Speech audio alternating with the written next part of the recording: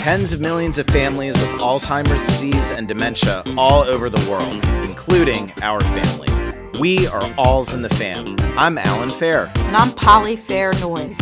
We're siblings, we are parents, but we're also caregivers. This is our podcast. This is our support group. Welcome to our family. Alzheimer's sucks, but this family lives, laughs, and learns as we fight for a cure.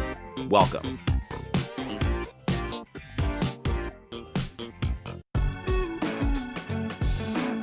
So this is really exciting for Poli and I, because this is our 5th episode, and it's our first episode where it's our entire family, our us foursome of siblings, our sisters Boni, Fair, Vinter, and Tressa, who goes by Trissi. Trissi Fair Bennett is here in the house. What's up, guys? Hey, glad to be here. So we're gonna make this episode a lot about Boni and Trissi, getting to know them. But maybe I thought I'd share out and just share a few things that all 4 of us have in common. So first of all, we're 4 siblings, same mom, same dad. All 4 of us are married. Each of us have 2 kids. So there's 8 awesome cousins that are part of our tree that are all really good friends and really awesome kids, some adults. Not all of them are kids anymore. Poli, Boni, and Trissi are 2 years apart. And then 8 years later, I came along. We grew up in what's called the DMV, which stands for the DC, Maryland, and Virginia area, where all of us live except for myself. I moved to New York City after college.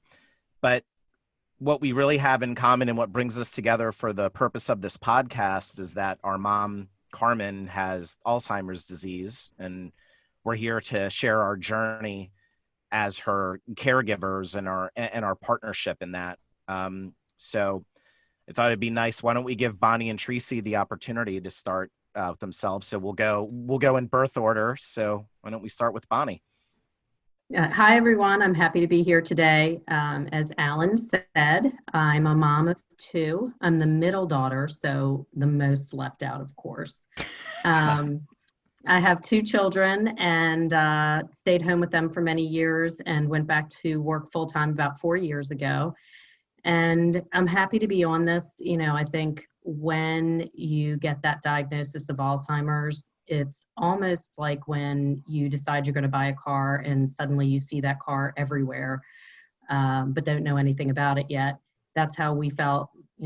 All of a sudden we knew a bunch of people who then also had Alzheimer's in their families, but you even in that feel very alone at first. So being able to talk about our experiences and give some tips and a little bit about how we're managing what's going on and just being able to talk about our awesome mother is my reason for being here. So thanks for having me. So happy to have you here. And happy to have you too, Trissi. Tell us a little bit about yourself. Hi, everyone. I'm Trissi, and I have boy-girl twins who are 20. And like Boni, I stayed home and raised them, and now they're in college. Of course, they're home right now for the quarantine. And I've done some food safety advocacy along the way. And I'm an attorney, so I've recently gone back to school since the kids are in school and I have free time. And we've talked about doing a podcast for a while. I think it was Poli's original idea or Allan's original idea. It was Allan's. Okay. And I just always thought it was a great idea, but didn't know how to even begin to go about doing it. So I'm excited you guys started it, and I'm very happy to be a guest to talk about our dear mother. And just hope to help the Alzheimer's community in general somehow, and just have time with my siblings. I think something that really helped us is listening to the stories of other people when nobody knows that they're going to end up with a loved one with dementia, right? You're not living your life prior to it thinking, oh, I've got to start thinking about a future where my parents are going to become elderly and maybe start to lose their marbles mentally. Right. So it's something that's sort of thrust upon you. You're not looking for it. You don't want it to happen. And then suddenly it's thrust upon you, and you look to the journey of others to help provide guidance and learning what to do, really at all phases, from the earliest phase to middle phases. We went through all the phases. Hey, something's wrong with mom. Oh my gosh. The diagnosis, the moving her out of her home when she was no longer able to live there, when she stopped driving, all these different milestones. Maybe starting with Boni again, what's your earliest memory of when something wasn't quite right with mom? So Polly and I talked about this a little bit because it was about 10 years ago. And I used to drive my older son, Andrew, to school in the morning, and I would drop him off and be alone in the car for a little while, and I would immediately call mom. Like every single day, that was my time to talk to her. And I called Polly after one of those phone calls and said, there's something wrong with mom. She's not remembering when I tell her something, even the next day. Like there's something wrong. And I think at that point, Polly said, no, she's listening to Oprah in the background or the news. And you would always hear the television in the background. And I said, I think it's more than that. You remember that, Polly? Do you remember that, Polly? Yeah, I remember that. I specifically remember it. I remember that my daughter was in 8th grade at the time, Alex. And Boni told me that and I thought, no, she's just not paying attention. But what I had noticed is Alex used to call mom and ask for help with her Spanish homework. And she was always so helpful. It was a nice little way for mom to be involved with the kids, just it wasn't every evening, but, once a week or so. But there came a point when mom really couldn't do it, and I thought she just wasn't paying attention. She would get kind of irritable. It was like mom knew that she wasn't able to help, and that bothered her. She didn't want to be asked anymore. But I thought she was irritable and not paying attention. I didn't. Yeah, because I think the time when, we really knew as opposed to noticed was around the time when my sister-in-law, Serena, had a baby shower and was pregnant with her twins. And my mom didn't remember who Serena was, let alone that she had been to the shower and that she was pregnant with twins. And to this day, she's still surprised by that every time she hears it. But there was that time period where we kind of went from, very quickly in the space of about a year, where we went from, it doesn't seem something right. And I do think, one of the issues about Alzheimer's is you hear this thing, oh, it's not about not remembering where your keys are. It's not about remembering what your keys are for. And that's just not true. It's truly about not remembering where your keys are at first. I mean, there's so many stages of it that you need to be paying attention to at a much earlier time if you want to try and be involved and get some help for your loved one. Absolutely. How about you, Trissi? What's your earliest memory of something not being quite right with mom? I would say it was around the same time as what Polly was talking about that was happening with Alex. And she was over my house. She spent a ton of time with us. She helped me raise Chloe and Luke and would spend a couple of nights a week here. This was actually, though, I think after she had stopped doing that and she was just visiting. Anyway, she came over and she pointed out a problem with a tree that we have outside, which she was really good at doing that. And we have towering trees. So it was good that she would point those things out to us. And I said, oh, okay, yeah, I see that dead branch. We'll have to take care of that soon.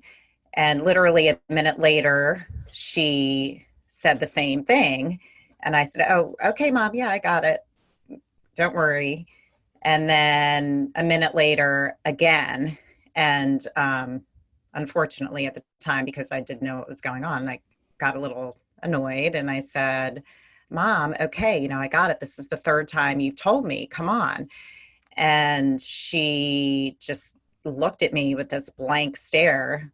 Like, what are you talking about? I didn't tell you this three times. She didn't say that, but it was just kind of a shocked look. And she didn't say anything. And I realized, oh my gosh, she has no idea. Yeah, it's interesting, and something that I look back with a little bit of regret on my end is some of those incidents where mom forgot something was annoying to me. Mom, how could you forget that I was coming to visit you with some of your grandchildren? How could you forget who some of my best friends that I grew up with are? How do you not remember that we always shopped at Giant, and now you're saying that we spent our lives shopping at Safeway? All these things that were just, Mom, what are you talking about? And your initial response, because you don't know that, oh, it's because this is early onset dementia, you're just annoyed by them. So true, because I used to always say to her, yeah, I grew up there too. So, she would say, we shopped at Safeway all the time. And I'd be like, I grew up in that house too. And I'm pretty sure it was Giant. We didn't go into Giant. We went into Giant. She sat in the car reading her book. Well, that was later on. Yeah.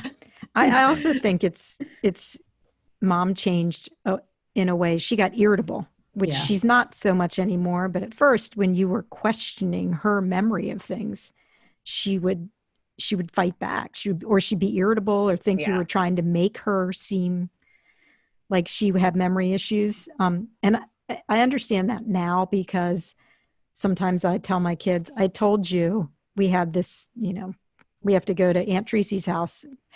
We want to go to Aunt Trisi's house or Aunt Bonnie's house at 5 today, and you're not ready. And they're like, no, you didn't. And I'm like, how can you question? That makes me very irritable. And I think that I understand that how mom was back then was probably because she was like, why are you guys questioning me? But and that irritability made me feel maybe less sympathetic that she might have a disease, and more like, what the heck, Mom? That's not you, right? Stop it. And I would say advice and wisdom that we can offer, having gone through those experiences, is that at the end of the day, when you start to see your parents' memory or any loved one's memory not be what it once was, you can opt to go a while and just say, hey, this is strange, and be annoyed by it, or chat with your siblings or other loved ones about it. And often that can turn out to add up to a lot of years before you do anything. So if you happen to be listening to this and you say, that kind of sounds like my mom or dad or my grandparents, the sooner you can start to get them looked at by a doctor, the better it will be, because this journey will begin whether you're ready or not. And you want to avoid any sort of inciting incident that just forces it upon you. So the more you can get ahead of it, the better. Well, it changes once you see them diagnosed or go through it with a doctor, if you can get them to go, which wasn't easy with mom, but it changes your role. Instead of being irritated by them and their refusal to believe what you're telling them, you become a caregiver, and you realize this person needs care from me. The person who cared for me the whole time I was growing up now needs my care. So, you're more open to making that transition. Does that make sense? Well, and I was going to bring this up later, but the patience level is just a complete role reversal. I tend to be an impatient person. And when you recognize that this is not happening because of irritability or because of not paying attention, suddenly, compassion comes into play, which becomes huge. But the other piece is too that, when you're starting to notice things and question, you have to remember, we didn't necessarily even realize until we were cleaning out mom's house and the community came by, we didn't see but a pinprick of what was actually happening in her life on a daily basis. Even when we were going over 2 and 3 times a week, you just don't have that, and had cameras, everything. You just don't have that sense of what's going on. So you're only getting that very, very small, simple snapshot of what's going on. I may be mixing a couple different memories here, but during that sort of discovery period where she was still living at home, but was well into the onset of her dementia, there was that time where suddenly she had this extra concrete slab to her front patio. Suddenly it had just doubled in size, and there was this new slab of concrete. We're like, Mom, where did this come from? Yeah, And yeah. and she said, my friend did that to me. And we were like, who the hell is your friend? What is this all about? Am I remembering that correctly? Yeah, and there were a couple things like that. Like, I remember her friend who would bring her flowers. Yeah, no, this was Yeah. you'd come over and I'd be like, what made you decide after 40 years that you needed an increased slab? And then she never went out there. Still inside the box. Still stayed in the original space. But she made a lot of weird decisions like that. She and that was a clear sign. People would come to her saying, oh, do you need me to do this job? I see you have this problem. Can I fix it for you? And ask her for cash, which is, we didn't realize it at first, but I do remember questioning some of her decisions. Like, Mom, no, you can't give money to people who just walk by. You can't really trust these people. And she'd be like, why not? I know them. He wants to be my friend. I'm like, I don't think a 50-year-old, drifter wants to be your friend. You're beautiful, but that's not what's going on here. Do you remember when she gave that person her purse? Yeah. Yeah. Do you remember that? Like at the bank? Yeah. I think it was the post office. It might've been the bank. She may have told us different stories. Yeah. She said a woman admired her purse. And so she gave it to her. She took her stuff out and gave it to her. And I'm like,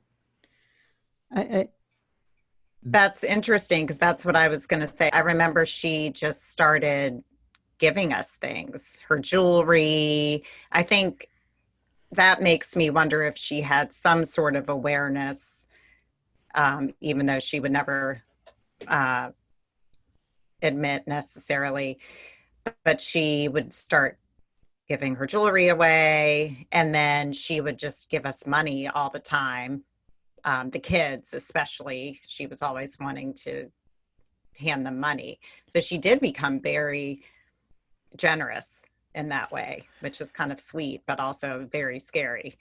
It's interesting because that reminds me of the last bedroom that I had in the house in which we grew up in. So there were 4 bedrooms, and then we converted a bedroom in our lower, or we converted a room into a bedroom in our lower level. And I think all of us took a turn living in that room, a sign of independence. When you reach a certain level of teenagerhood, you move into that lower room. So I was the last to live in it. And then it became the playroom for all of our kids. So it became the toy room. And so all of our children probably have memories specifically of that room, because that's where mostly my old toys were, and some other things. So by the time my kids came around and I would go and visit with her, she would want me to take all the toys in the room. And I would say, no, Mom, when they come here, this way there will be these toys, and they're my old toys. So there's stories behind it. And like, we've got plenty of toys back home, like leave them here for the kids when they come visit. But then she would come visit or go somewhere, and she'd have something for the kids, and it was a box full of broken GI Joe figures. Like, Mom, leave the broken GI Joes at your house, or throw them away. Like, what do we need these broken toys for? Well, and I will say that was one of the leading off of that she put a high dollar value on those items. And that was something that kind of rolled into the disease later on, where the value of items became all the same, or some things were so great. So a broken GI Joe, half melted, became as valuable as the necklace that she gave us. She really doesn't have now, and that was an early thing, didn't have then any way of differentiating value. Yeah. I wonder how much do you guys remember she was going to TJ Maxx and Home Goods and she would just buy tchotchke, is like just little weird things. But every week when she got her hair done, she would go there and there'd be something else. And the house started getting pretty crowded with crap. I don't know how to put it nicely. I wonder how much of that was from her Alzheimer's. I suspect it is directly correlated. My father-in-law also has dementia, so this truly is Alz in the Fam for me. And he buys trinkets all the time. The basement of his house is just full of crap that he adds to at any chance that he can. He'll take, if he sees, a dollar on the counter, he'll take it and go to a thrift store and buy a little box and be excited about that. I thought you were going to say if he found a penny on the ground, he would stoop and pick it up, because Mom became a person who would pick anything shiny up off the ground recently, which is concerning. I mean, ponytail holders, she'll keep that. I don't know. Tinfoil.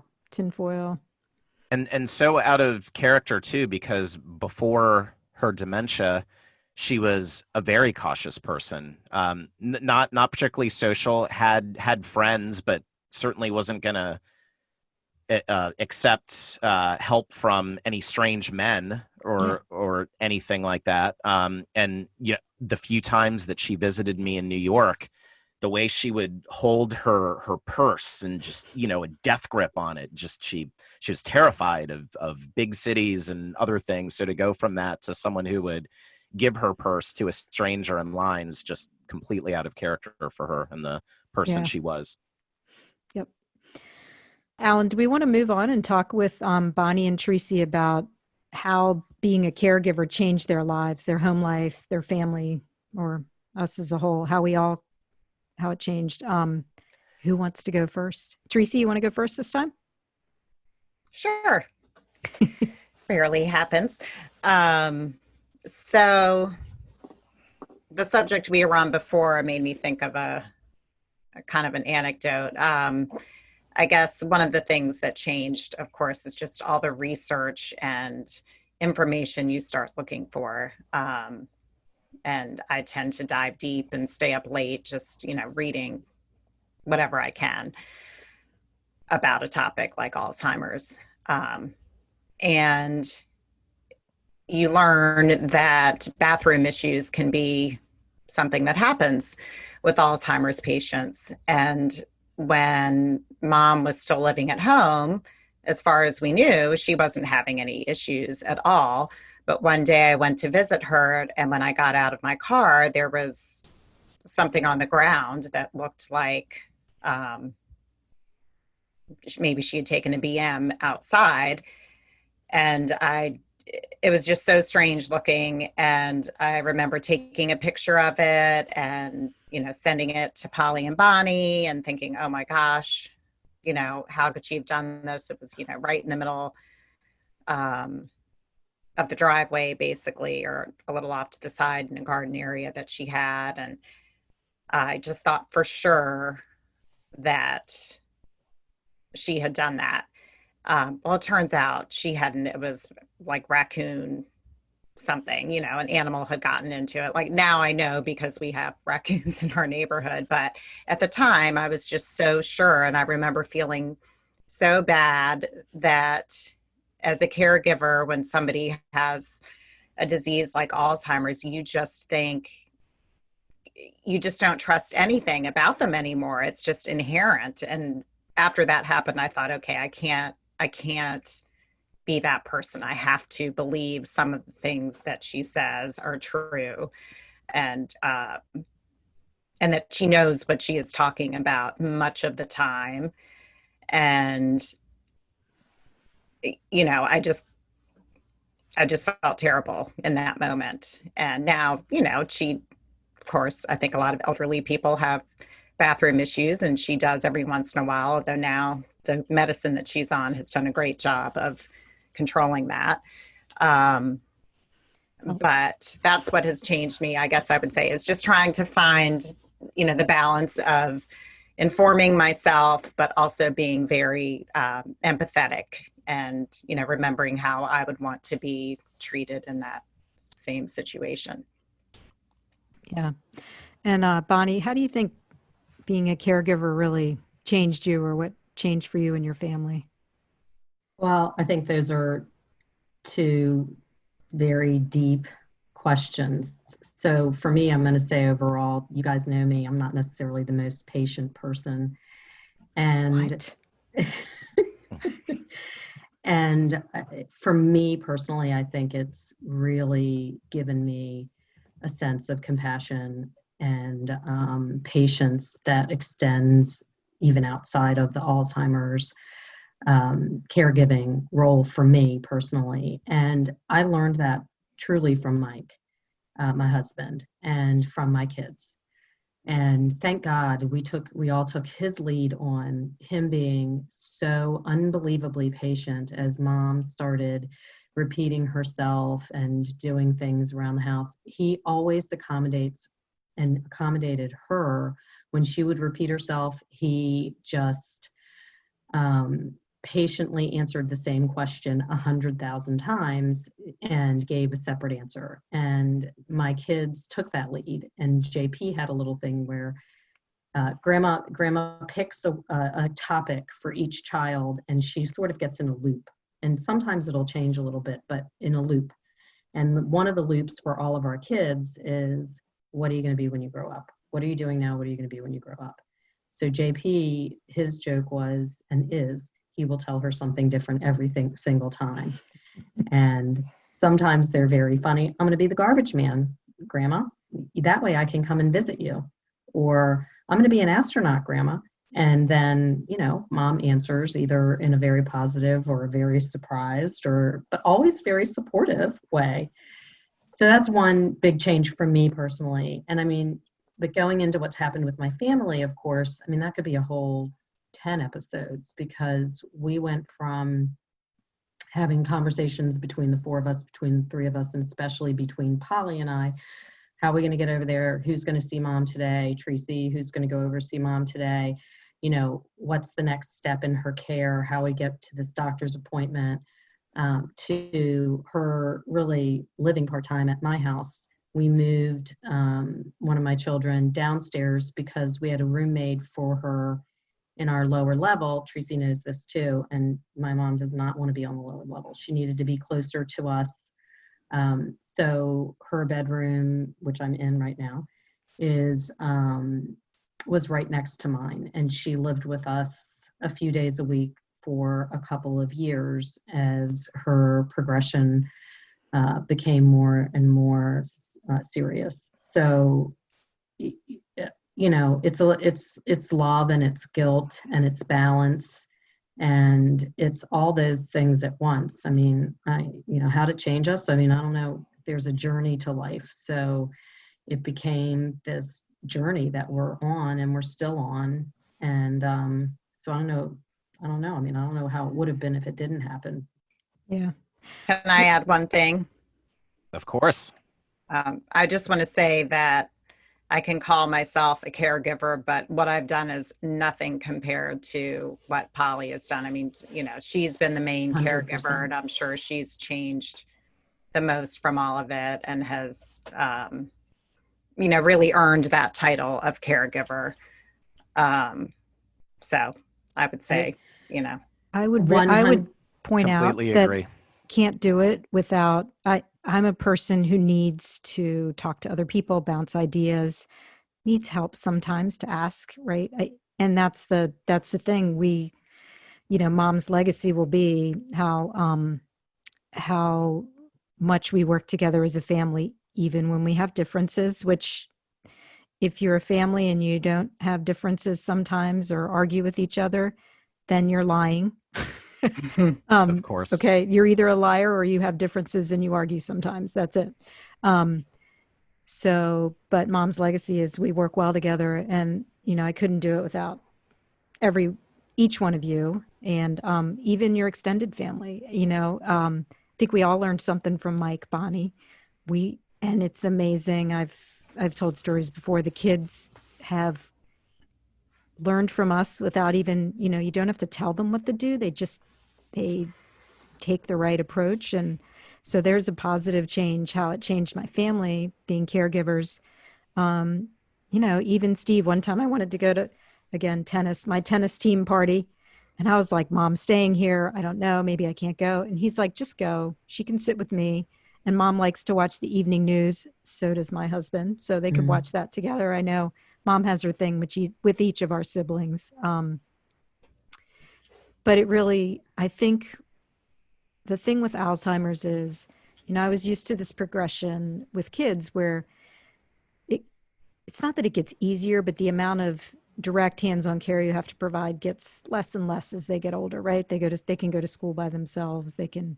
Eventually they can drive themselves places. They can spend the night over friends' houses. With Mom, her need for care became greater and greater and greater. And just when you think you can't do any more, there's more to do. So I think that was it. And you need to ask more from your family. Like, can you watch Mom while I go to the grocery store? Or anyway, so Allan, you must have some stories too. Well, it makes me think about our kids and how perfectly fine our kids are in growing up with an experience of seeing their grandmother go through this progression of dementia to Alzheimer's. We've even talked about having our kids on at one point, and then we thought, but what would they say? What would they compare it to? It's all they've ever known, and they're just, maybe it's through our lead or just their genetic disposition. But I think all of our kids have been wonderful, and none of them seem sad or have any sort of resentment or blame in their life for the fact that their grandmother started out one way and who she is now is much different. I think that's pretty remarkable on the part of all of our kids. I don't have a lot of memories of them being deeply sad or angry about it. They rolled with the punches the whole way through. I think it's amazing their patience with her, because Mom does repeat herself a lot, says the same thing over and over, and they still really treasure their grandmother. I mean, that's what's amazing, even though she's I'm not going to say of no use to them, but she's not handing out cash anymore. She's not making them cookies or having them spend the night at her house or doing a lot of the things maybe their friends' grandmothers are. But they still treasure her and love her all the same.